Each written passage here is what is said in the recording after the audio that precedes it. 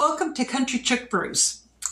As you know, we have started our fall brew, and it's the pumpkin spice coffee wine.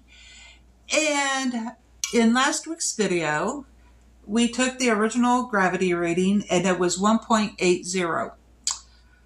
I'm sorry, it was 1.080. I don't have my glasses on, so it's hard for me to read my own notes. Anyway, we're going to check it today, see where we are gravity-wise, and we might be able to even do a little bit of taste test. I have a glass ready, and so let's crack this baby open and see where we are. I will definitely be racking it out of this jar. The coffee grounds have started just caking around the top. I don't think it's going to be that big of an issue, but it's definitely unsightly.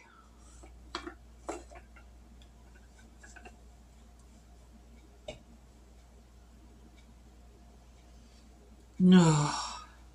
If you thought the Concord grape smelled good, you should be smelling the pumpkin spice. It is everything fall.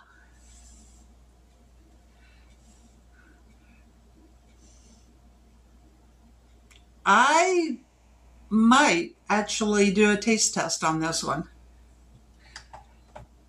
I have my graduated cylinder, my turkey baster, and my hydrometer. Here, my bucket of sanitation liquid. Try not to disturb any of the leaves that's in the bottom.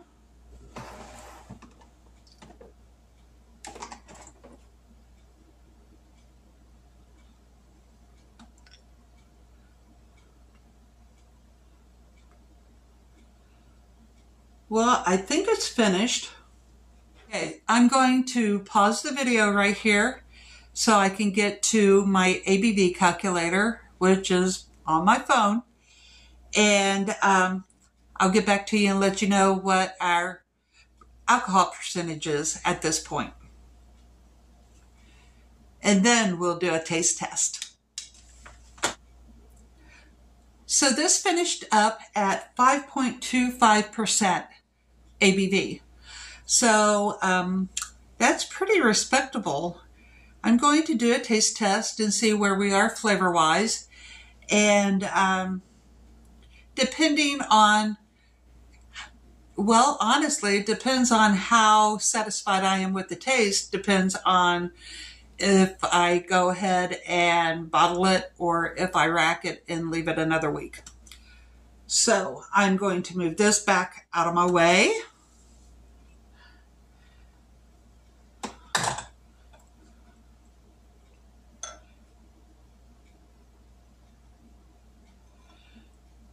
It has a beautiful color. It's a little cloudy, but not really a deal breaker. But you can see just that beautiful amber color. It smells like pumpkin. I get a little whiff of alcohol, not too strong.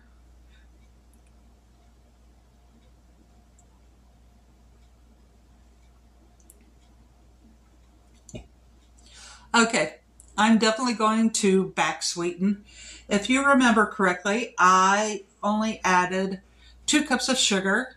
I reserved 1/4 of a cup to determine if I needed any more sugar.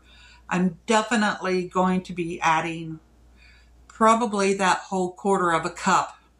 It has a good coffee flavor, good pumpkin flavor. It's just very bitter, like coffee bitter.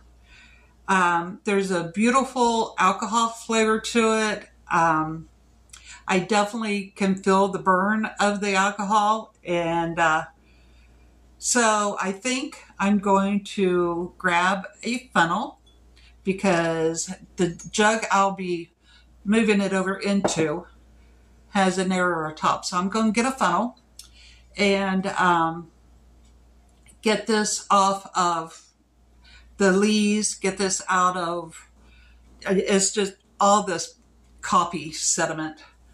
And I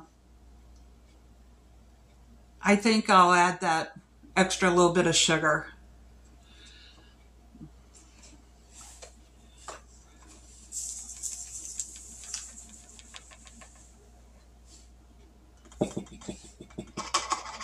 There we go. Because everything has been sanitized, I'm going to hopefully, carefully, I'm going to pour this sample into the jug.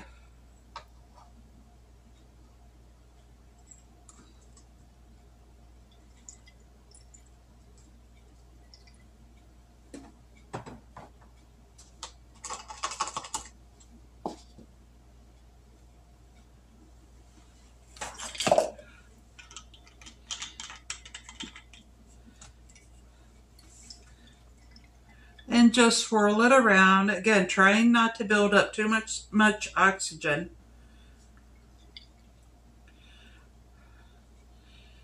And at this stage, it's okay if the sugar isn't completely dissolved, because what we're doing is back sweetening the brew. We aren't actually trying to reactivate the yeast. So if you end up with a little bit of sugar undissolved, that's perfectly okay.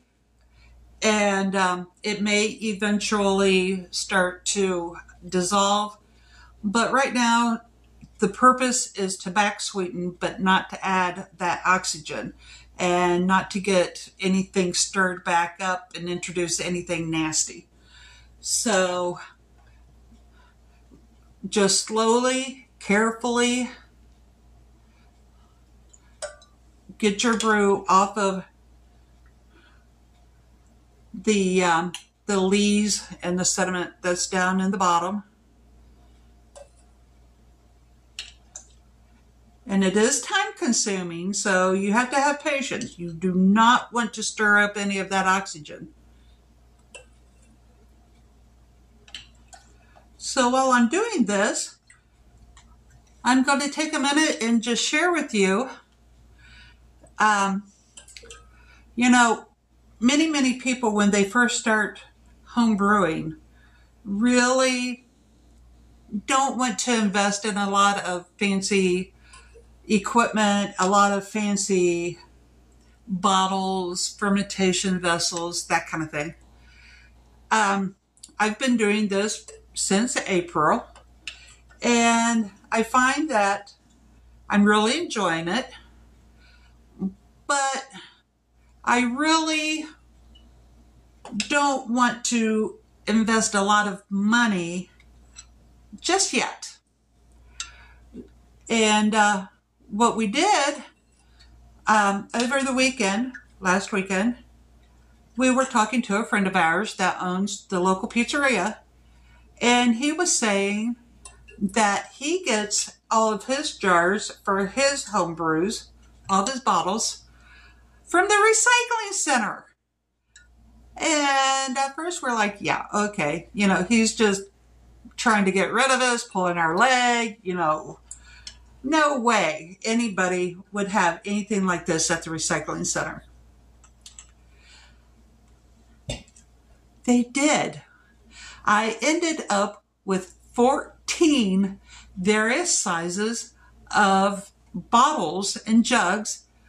I got 6 carboys, 1.5 gallon carboys, and I'm just ecstatic. So this is one of the one of the recycled bottles. And as you can see, nothing fancy. Now, I gotta tell you,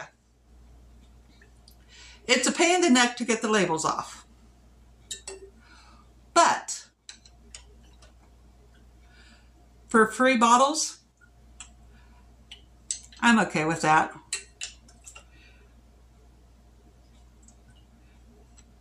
And I do have an auto siphon. However, I just haven't quite got the knack for handling the siphon pump, holding the tubes in and everything else. So I just do it this way. If I were making larger batches, then I would definitely put a little bit more time into learning how to just maneuver it. But for the small batches that I do, this works just fine.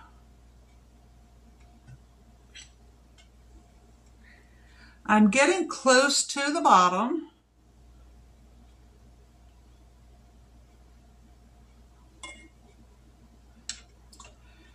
Making sure I don't get any more of that lees than I have to.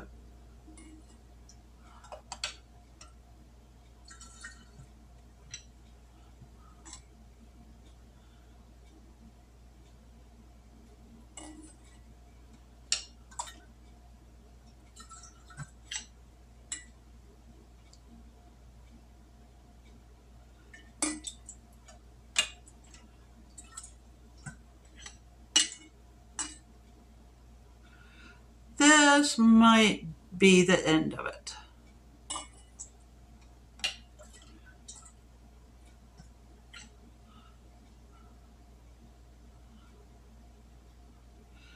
Yeah, that's going to be the last one. It's starting to get a little dark. All that coffee. So we're going to stop right there. And you can see there's just a fine line of the coffee grounds right through here. And I don't want to risk getting those into my clean bottle. Now, I don't have an airlock system that will fit on this bottle yet. So what I'm going to do is I'm just going to put the cap on loosely. You need to be able to have that CO2, escape somewhere. I'm just going to put it on loosely. You can see it's just wiggles and jiggles.